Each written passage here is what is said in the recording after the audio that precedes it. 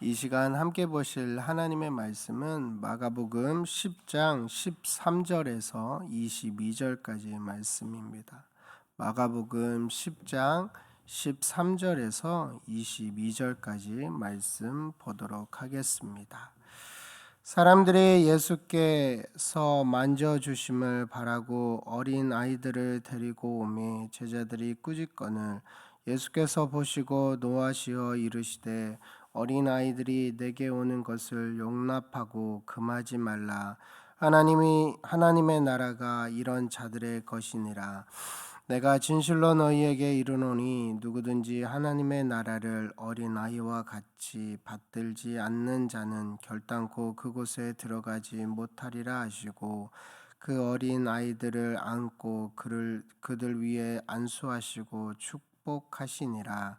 예수께서 길에 나가실새 한 사람이 달려와서 꿇어 앉아 묻자오되 선한 선생님이여 내가 무엇을 하여야 영생을 얻으리이까? 예수께서 이르시되 네가 어찌하여 나를 선하다 일컫느냐? 하나님 한 분 외에는 선한 이가 없느니라. 내가 계명을 안 하니 살인하지 말라, 간음하지 말라, 도둑질하지 말라, 거짓 증언하지 말라, 속여 빼앗지 말라, 내 부모를 공경하라 하였느니라. 그가 여짜오되 선생님이여 이것은 내가 어려서부터 다 지켰나이다. 예수께서 그를 보시고 사랑하사 이르시되 내가 아직도 한 가지 부족한 것이 있으니 가서 내가 있는 것을 다 팔아 가난한 자들에게 주라. 그리하면 하늘에서 보화가 내게 있으리라. 그리고 와서 나를 따르라 하시니 그 사람이 재물이 많은 고로 이 말씀으로 인하여 슬픈 기색을 띠고 근심하여 가니라. 아멘.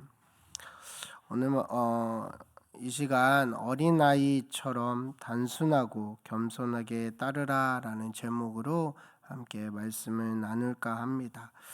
오늘 본문에는 예수님께서 영생에 관하여 아주 중요한 말씀을 하고 계십니다. 먼저는 어린아이들을 통하여 구원의 문제를 알려주시고 둘째는 한 부자 청년을 통하여 보여주셨습니다. 13절 말씀에 보면 사람들이 예수께 만져주심을 바라고 어린 아이들을 데리고 오매 제자들이 꾸짖거늘이라고 말씀하고 있습니다. 사람들이 자기 아이들을 데리고 오는데 그 이유는 예수님께서 그들을 만져주시길 원했기 때문입니다. 안수하며 기도해 주시기를 원했습니다. 당시나 지금이나 자녀를 향한 마음은 비슷한 것 같습니다.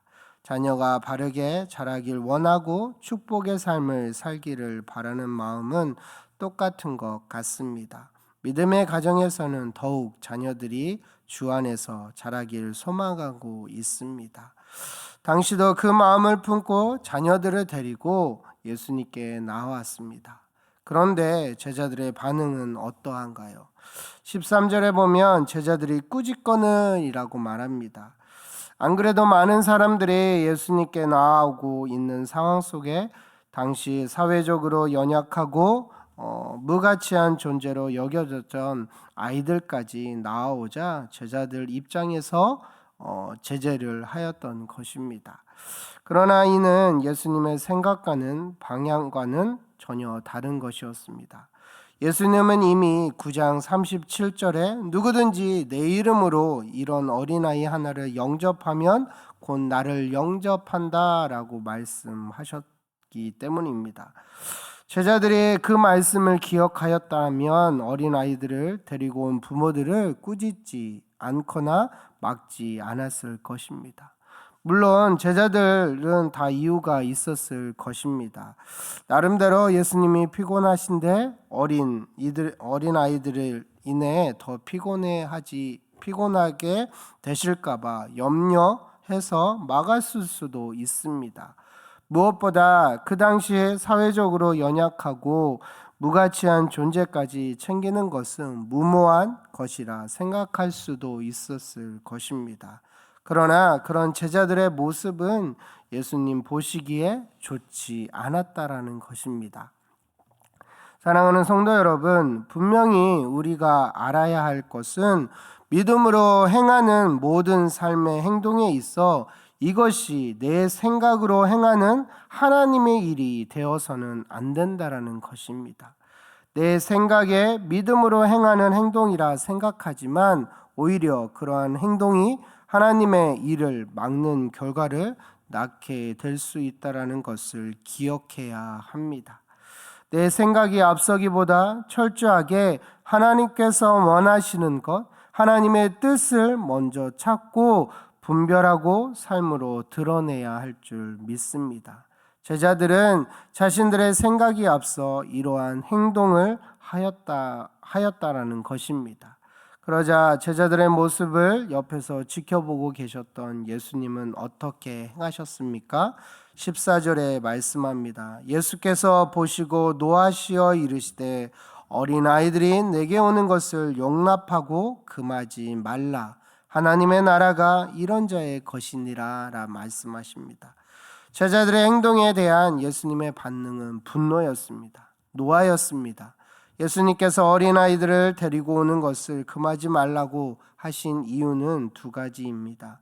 먼저는 하나님의 나라가 어린아이 같은 자의 것이기 때문입니다. 무슨 말일까요? 하나님의 나라는 어린아이 같이 순수해야 한다는 것입니다. 어린아이들은 순수하고 겸손합니다. 어른들은 거짓말을 하는데 어린아이들은 솔직하게 다 말합니다. 아이들은 잘난 체 하지 않고 말하는 대로 다 받아들입니다. 자아가 강하지도 않고 다른 사람과의 관계에서 판단하지 않습니다. 또 비판하지 않으며 영원한 원수가 없습니다. 막 싸우다가도 금방 풀어지며 놉니다. 무엇보다 중요한 것은 어린아이들은 어른의 도움과 보호가 있어야만 살아갈 수 있다는 것입니다. 즉 남에게 의존해야 하는 그런 삶을 살아야만 존재가 가능하다는 것입니다. 이는 하나님의 보살핌과 하나님에 의존하며 살아가야 함을 말하고 있는 것입니다. 어린아이처럼 순수하게 겸손하게 자신을 보살펴주는 부모를 온전히 따르는 것처럼 우리의 아버지 되시는 하나님을 온전히 신뢰하며 따라가는 삶이 곧 하늘나라를 얻게 된다는 것을 말해주고 있는 겁니다.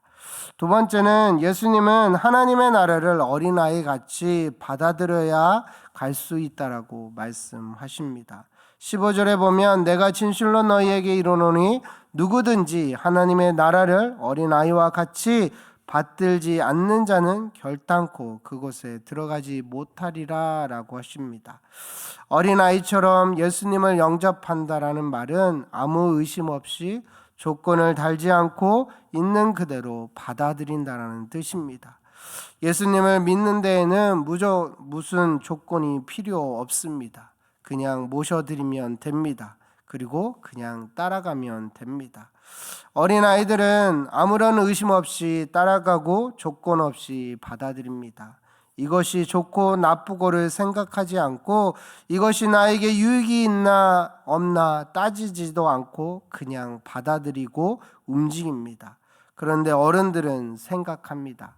조건을 생각하고 의심하고 나에게 유익이 있나 없나를 따지며 받아들입니다. 그러다 보니 하나님을 따르는 것이 오래 걸립니다. 사랑하는 성도 여러분, 저와 여러분들의 삶에 어린아이처럼 순수함과 겸손함이 회복되기를 바랍니다. 예수님을 처음 만났던 그때 얼마나 순수하고 기쁘고 그냥 받아들이며 모든 것을 다 드리며 어떻게 하면 하나님이 기뻐하실까 생각하며 예배하고 말씀 보고 그렇게 신앙생활 하지 않으셨습니까? 그런데 시간이 지나면서 타성에 젖으면서 첫사랑은 권태기로 빠져 아무런 열정 없이 그저 그런 예배자로 서 있지는 않은지 돌아볼 필요가 있다라는 것입니다. 우리 함께 첫사랑의 회복이 어린아이의 순수함이 회복되어 다시 불타오르는 열정의 예배자로 매 순간 하나님 앞에 서게 되기를 간절히 소망합니다. 제자들에게 말씀하시고 난 후 예수님이 어린아이들에게 어떻게 하십니까? 16절에 보면 그 어린아이들을 안고 그들을 위해 안수하시고 축복하십니다. 예수님은 아이들을 품에 안으시고 안수하며 축복하셨습니다. 이것이 우리 자녀들을 향한 예수님의 뜻입니다. 우리 자녀들에게 가장 귀한 것은 예수님의 축복입니다. 세상에서 잘나고 성공하는 것보다 더 중요한 것은 자녀들이 하나님의 사랑을 받고 하나님의 축복을 경험하는 것입니다. 그래서 주 안에서 신실하게 제자로 살아가는 것입니다. 우리가 이 땅에서 최대한 자녀가 성공하게 도와주어야 하겠지만 무엇보다 하나님 앞에서 성공하도록 도와주어야 합니다. 예수님의 축복을 받고 누리는 자녀들이 되도록 기도하며 양육하는 저와 여러분이 되시기를 소망합니다. 이렇게 예수님은 하나님의 나라가 어린아이와 같이 받들지 않는 자는 결단코 그곳에 들어갈 수 없다 말씀하시고 어린아이들을 안고 축복하시며 안수하여 주셨습니다. 그리고 나서 그곳을 떠나 가는 데에 급히 한 사람이 달려와 예수님께 물었습니다. 우리 함께 17절에서 18절 말씀을 읽어보도록 하겠습니다. 예수께서 길에 나가실새 한 사람이 달려와서 꿇어앉아 묻자오되 선한 선생님이여 하여야 영생을 얻으리이까. 예수께서 이르시되 내가 어찌하여 나를 선하다 일컫느냐. 하나님 한 분 외에는 선한 이가 없느니라. 우선 예수님께 급하게 나와 물었던 사람이 어떤 사람인지 살펴볼 필요가 있습니다. 그는 마태복음 19장 22절에 보면 청년이다라고 말하고 있습니다. 누가복음 18장에는 관원으로 나와 있습니다. 오늘 본문 22절에는 재물이 많은 사람이다라고 말하고 있습니다. 그런데 그는 돈만 많고 지위만 높은 것이 아니라 아주 영적인 사람이었습니다. 20절의 계명들을 어려서부터 다 지킬 정도였습니다. 그는 한마디로 완벽한 조건을 가진 사람이었습니다. 게다가 그는 젊은 청년이었습니다. 그러니까 아직 젊은 나이에 이미 많은 것들을 성취한 정말 대단한 사람이라는 것입니다. 그런데 오늘 본문 17절에 보면 그렇게 훌륭한 그가 예수님께 뛰어와서 무릎을 꿇고 예수님 앞에 앉습니다. 아무 부족한 것이 없어 보이는 대단한 이 사람이 왜 초라한 형색을 취하고 계시는 예수님께 달려와 무릎을 꿇었을까요? 그 문제가 있기에 어떤 문제가 있기에 그가 그렇게 했을까요? 사실 이 사람에게는 좋은 점이 많았습니다. 먼저 예수님 앞에 뛰어서 왔습니다. 예수님을 놓치지 않기 위해서 달려온 겁니다. 그리고 무릎을 꿇어 그 앞에 엎드려 앉았습니다. 경의를 표한 것입니다. 또 질문을 하는 것도 내가 무엇을 하여야 영생을 얻으리까 라고 합니다. 영적인 데에 관심이 많았습니다. 또한 계명들도 어릴 때부터 잘 지켰던 사람입니다. 그럼에도 불구하고 그가 뭔가가 부족함을 느꼈습니다. 할 것을 다 하고 이룰 것을 다 이룬 엄청난 사람임에도 불구하고 그는 영적으로 굉장히 열심인 사람임에도 불구하고 그것으로 영혼의 갈증이 풀리지 않아서 안타까워하는 모습으로 예수님께 나왔다는 것입니다. 이것이 무엇을 말해주는 것일까요? 이 세상의 것들이 아무리 좋아 보이고 그것들을 아무리 많이 가져도 영적인 갈증을 풀어주지 못한다라는 것입니다. 왜 그럴까요? 우리는 영적인 존재이기 때문입니다. 이 세상의 것은 이 세상의 좋은 것으로 우리 영혼의 갈증을 채워주지 못합니다. 이 세상 것은 인생의 마지막 때에 갖고 갈 수 없는 마지막 떠날 때 갖고 갈 것은 아무것도 없기 때문입니다. 그런데 이 사람의 질문에는 그의 영생에 관한 잘못된 생각이 나타납니다. 내가 무엇을 하여야 영생을 얻으리이까? 다시 말해서 내가 아직 영적인 갈증이 있는데 무엇을 해야 채울 수 있는지, 아직 영생을 얻는 것 같지 않은데 무엇을 해야 하는가라는 생각이 있었다는 것입니다. 그런데 영생이란 행위로서 얻을 수 있는 것이 아니라는 사실은 그가 몰랐다라는 것입니다. 인간은 무엇을 행함으로써 구원을 얻을 수가 없습니다. 구원은 뭘 함으로써 얻는 게 아닙니다. 왜냐하면 아무리 그 행위가 옳아도 구원에 이를 정도가 되지 않기 때문입니다. 이렇게 영생에 대한 잘못된 생각을 갖고 질문한 사람에게 예수님은 참 영생의 길이 무엇인지를 알려주었습니다. 우리 함께 21절에서 22절 말씀을 읽어보도록 하겠습니다. 예수께서 그를 보시고 사랑하사 이르시되 내가 아직도 한 가지 부족한 것이 있으니 가서 내가 있는 것을 다 팔아 가난한 자들에게 주라. 그리하면 하늘에서 보화가 내게 있으리라. 그리고 와서 나를 따르라 하시니 그 사람은 재물이 많은 고로 이 말씀으로 인하여 슬픈 기색을 띠고 근심하며 가니라. 예수님은 모든 계명을 어릴 때부터 지키며 어떻게든 영생을 얻으려는 그의 모습을 보며 사랑하사 대답해 주었습니다.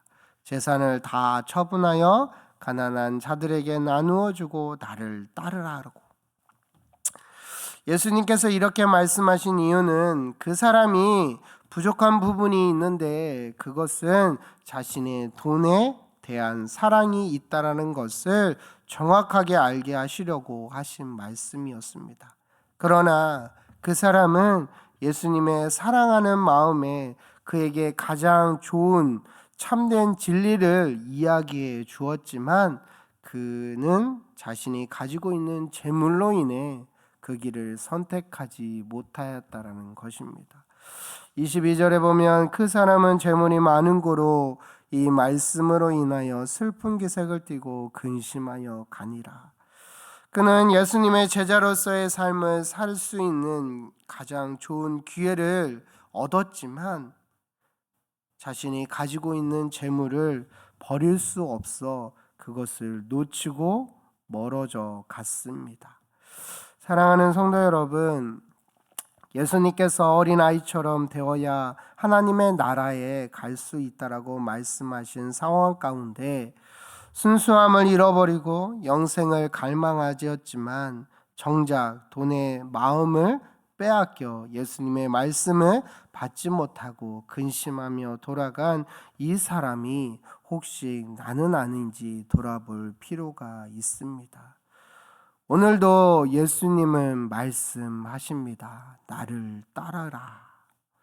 저와 여러분은 이 부르심에 어떻게 반응하시겠습니까? 여전히 머뭇거리고 주춤하고 근심하며 돌아가시겠습니까? 아니면 예, 주님 제가 즉시 따르겠습니다. 어린아이처럼 순수하게 조건 따지지 않고 유익 따지지 않고 예수님만 바라고 믿고 신뢰하며 온전히 순종하며 따르겠습니다 라고 하시겠습니까? 부디 후자로서 예수님의 부르심에 조건 따지지 않고 유익 생각하지 않고 예수님만 순수하게 보고 믿고 신뢰하며 온전히 순종하며 따르는 주님의 거룩한 자녀들이 되기를 간절히 소망합니다. 이 시간 말씀을 기억하면서 기도했으면 좋겠습니다.